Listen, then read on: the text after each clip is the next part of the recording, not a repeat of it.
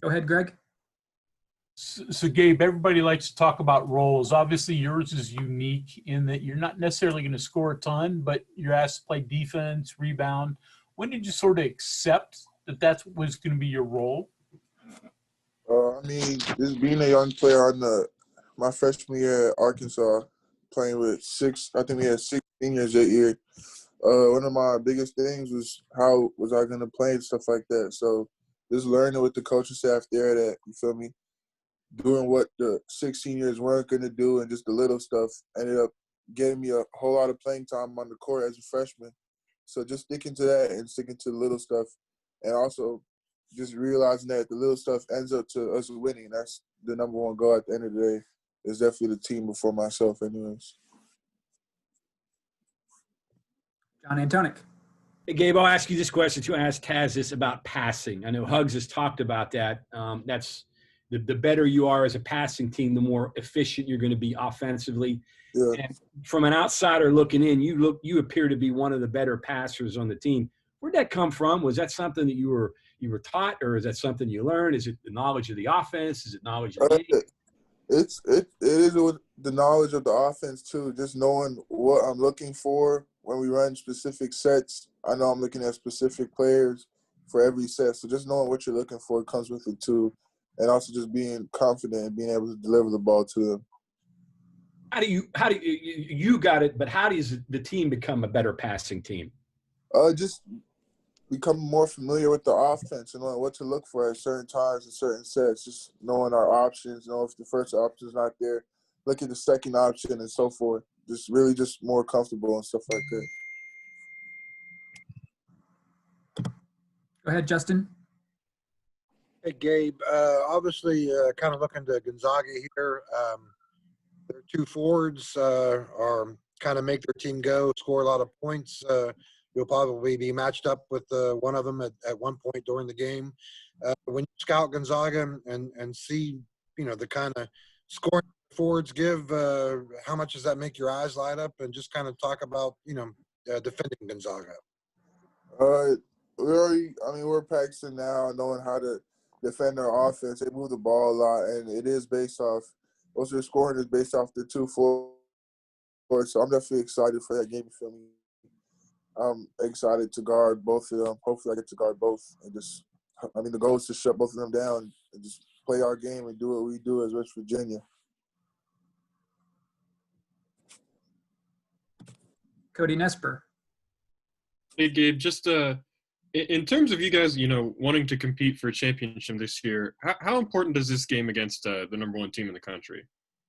It's big. I mean, just with us being where we are in this season and then being number 1, I mean, it's definitely a great opportunity for us to play the number 1 team in the country this early. But also it's good for ourselves to know where we're at. Because if they're number 1, if the whole country is calling them number 1, for us to go over there and play them is going to show us where we stand at and where our chances at a national championship. Because right now they're saying Gonzaga's the front runners for a national championship. So it's good for us to see where we're at in that conversation. Go ahead, Carly Nevis. Hey, Gabe, everyone comes in, a lot of college players, and they're the best high school player on their team. But you said you bought in really early that you had to do the little things. How much pride do you take in being a glue guy, knowing that you probably were the best high school player on your team and you kind of had to make that adjustment on the fly? Yeah, definitely. I mean, I've heard a lot of coaches say that too. I mean, being a high major D1 athlete, you're definitely the best basketball player in your high school team. And you come to a team full of 12, 13 people just like you. And some people have better talents at different aspects of the game. So just looking and finding where you could impact the game mostly, and that's going to lead to playing time on the court. So, I mean, I take a whole – and then doing the little stuff also, when you recognize it yourself, seeing you're helping your team, seeing teams win, or it's just taking a charge here or there and changing momentum or just getting stops consistently. So I definitely take a lot of pride in it, and it leads to winning, and that's a goal point at the end of the day. Like, I want to win just as bad as anything. So next is Mike Kazaza.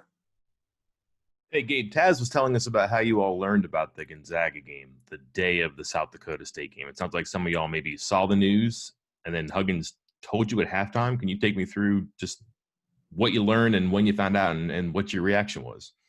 I saw it on Twitter actually first. I saw tweets. We were gonna play Gonzaga.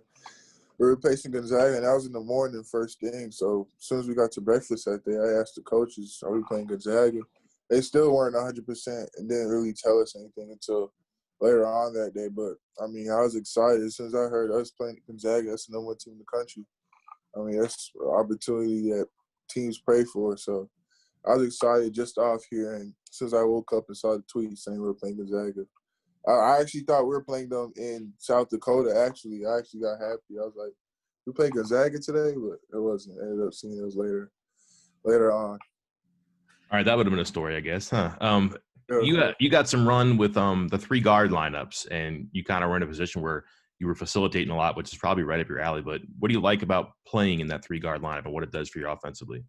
I actually like playing that 3 guard lineup because I mean, the guards they placed us with, I mean, Taz and Sean, with them two, with me in the game, whether they're sagging in or helping off on whatever big I'm with, I could trust both of them to knock down shots. And they've been shooting the ball real well start off the season, and it's really no shock to me because they've been shooting way better in practice actually and stuff like that. So, I mean, those are definitely the 2 best shot makers on the team consistently.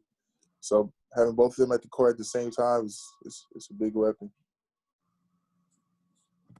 Greg Hunter. Gabe, want to take you back to your recruitment. So did West Virginia talk to you at all coming out of prep school? And then when you decided to transfer, how did you get latched onto West Virginia at that point? One of my coaches from Canada, Will Russell, he had a great connection with the assistant coach, Coach Harrison. So when I did decide to transfer and stuff like that, they were one of the first teams to reach out for me. And then just coming from Arkansas Fastest 40 program to knowing what West Virginia basketball is all about, the toughness, just playing hard, just everything about West Virginia, they're tagged with being tough. So out of the schools and stuff like that, West Virginia definitely caught my eye to knowing I could come here and play my play style and it'll match the team's play style.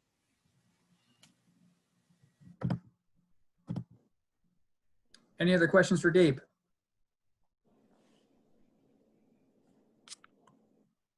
Okay, Gabe.